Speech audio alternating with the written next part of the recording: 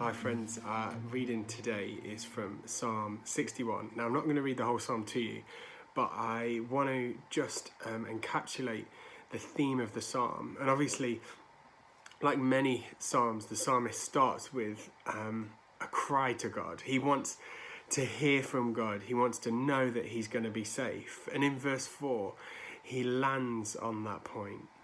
I long to dwell in your tent forever and take refuge in the shelter of your wings. Now that requires for the psalmist to pause, to stop, to refocus.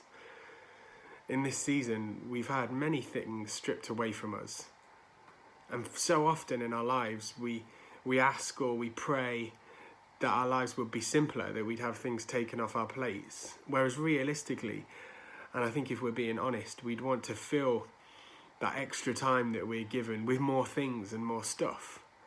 Whereas actually, a lot of the stuff of our lives, a lot of the hurry has been taken away.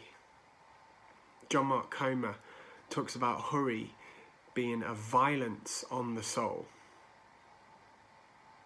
I wonder how our souls are at the moment, how we are. Now that hurry's been taken away, I wonder if we're people who want to dwell in the shelter of God's wings.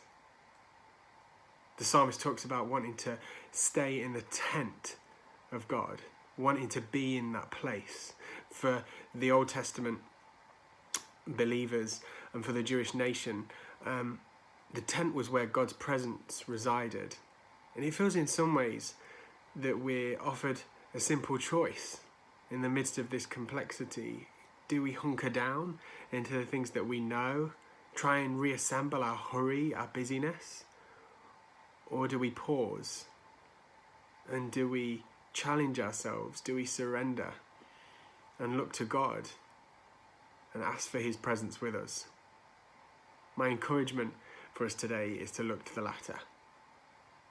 Look for his presence. Look to hide in the shelter of his wings and see that he is faithful to restore us.